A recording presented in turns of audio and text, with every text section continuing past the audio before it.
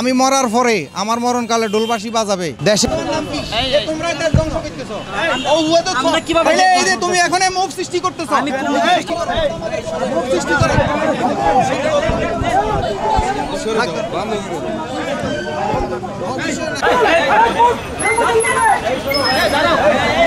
আসসালামু আলাইকুম প্রিয় দর্শক, কেমন আছেন? আশা করছি সকলে অনেক ভালো আছেন। ভিডিওর টাইটেল এবং থাম্বনেল দেখে অবশ্যই বুঝে গেছেন যে আজকের ভিডিওটি অনেক ইন্টারেস্টিং একটি ভিডিও। আপনারা ভিডিওতে দেখতে পাচ্ছেন যে একজন লোককে একটি ছাত্র প্রশ্ন করেছিলেন, যে প্রশ্নটি করার সাথে সাথে ছাত্রের উপর রেগে গেলেন, রেগে গিয়ে তার উপর হামলা করলেন। তো চলুন আমরা সেই ভিডিওটি দেখে আসবো। আর এই ভিডিওর মন্তব্য অবশ্যই আপনারা করে যাবেন যে তিনি যে আচরণটা ছাত্রের সাথে করেছে এটা তার ঠিক হয়েছে কিনা। তো চলুন মূল ভিডিওটি শুরু করি।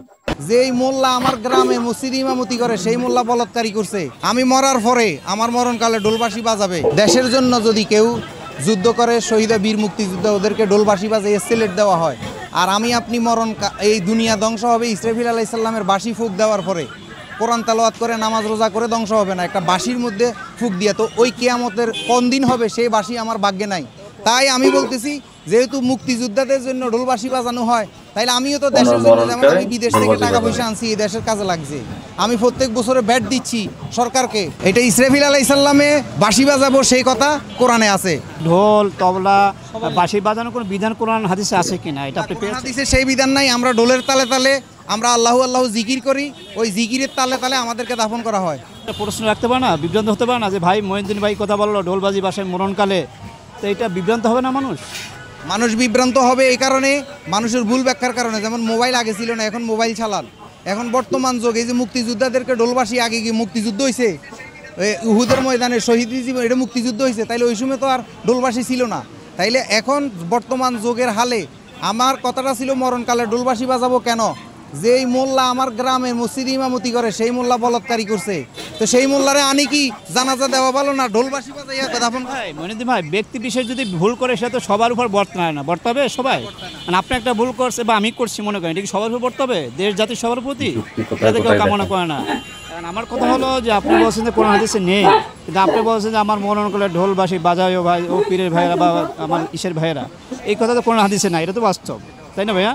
তো এই কথাটা কি আপনার সংশোধন করা উচিত কিনা, আপনি কি মনে করেন? না, এটা আমার জন্য প্রযোজ্য। আমি যেহেতু বলছি আমি মরার পরে আমার মরণকালে ঢোলবাঁশি বাজাবে, এটা আমার জন্য প্রযোজ্য, আপনাদের কারোর জন্য প্রযোজ্য না। কেন বলছি? আমাকে অনেক নির্যাতন করছে এই মোল্লার গোষ্ঠী, এরা মুনাফেক। তাইলে এরা কেন আমার জানাজায় আসবে? আমার জানাজায় আমার পাগলরা ঢোলবাঁশি বাজায় আমাকে দাফন করবে। আর না পারলে নাই। কিন্তু আমি বলি গেছি, আমার ওসিয়ত রেখে গেছি, যদি ক্ষমতা থাকে তাইলে করবে, আর নাইলে করবে না।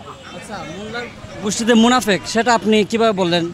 এটা বলছি, আমার বাড়িতে যখন হামলা করে ভিডিও ফুটেজ আছে, এরা মাইকে বলতেছে একটা ফাতাও কেউ, গোলাম মঈনুদ্দিনের বাড়ির একটা ফাতাও কেউ ধরবেন না। অথচ মাইকে বলতেছে, কিন্তু মিডিয়ার সামনে 10-20 জন হুজুর বলতেছে, অথচ ভিতর দিয়ে আমার বাড়ির ভদনা পর্যন্ত লুট করে নিয়ে গেছে। ভিতর দিয়ে যে আপনার বাড়ির এগুলো সব নষ্ট করে ফেলছে, এটা কোনো প্রমাণ আছে? হ্যাঁ, প্রমাণ আছে, ভিডিও আছে। এইগুলো যে মোল্লারাই করছে সেটা কি প্রমাণ বাই করছে? ওই ভিডিও আপনি আমাদেরকে দেখাতে হবে, আমরা তো এমন কোনো ভিডিও পাই নাই। আছে আছে, আপনি শুধু নাঙ্গলকোটে 6টি মাজার হামলা লিখলে গুগলে আসবে।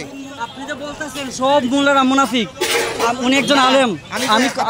আপনি কথা বলাইতেছেন, আমি বন্ড মোল্লার কথা বলছি, আমি সব মোল্লার কথা বলি নাই। ওনার এখানে রেকর্ডিং আছে বলে আমি বলি নাই, সব রেকর্ডিং আছে। যারা ধর্ম ব্যবসায়ী ভণ্ড, রেকর্ডিং আছে। এই তুমি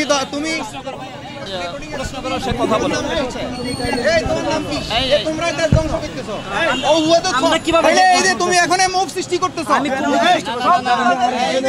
সে বললো সব মোল্লাদের কাছে রেকর্ডিং আছে।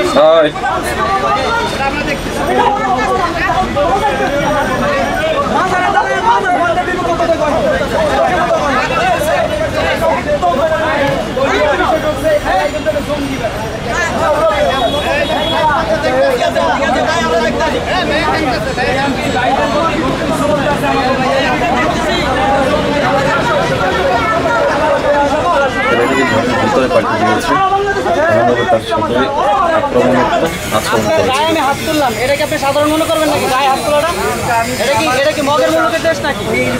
যারে তারে মারবো, যে জায়গায় সে জায়গায় মগ করবো, এটা মগের দেশ না তো এটা। জানেন না ভাই?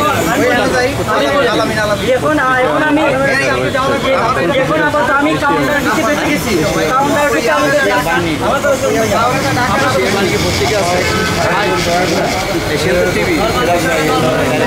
তো বন্ধুরা, এরপর কি হয়েছে যদি আপনারা দেখতে চান তো অবশ্যই কমেন্ট করতে পারেন। ইনশাল্লাহ নেক্সট ভিডিও এর উপর ভিত্তি করে আনা হবে। এর পরবর্তী ভিডিও দ্বিতীয় পার্ট হিসেবে আপনারা পেয়ে যাবেন। তো আজকের ভিডিওটি এই পর্যন্ত। ভিডিওটি ভালো লাগলে একটি লাইক দিবেন, চ্যানেলটি সাবস্ক্রাইব করে রাখবেন, গুরুত্বপূর্ণ মতামত কমেন্ট বক্সে জানিয়ে দেবেন। তো দেখা হচ্ছে নতুন আরো একটু ভিডিওতে। ততক্ষণ সবাই ভালো থাকুন, সুস্থ থাকুন। আল্লাহ হাফেজ।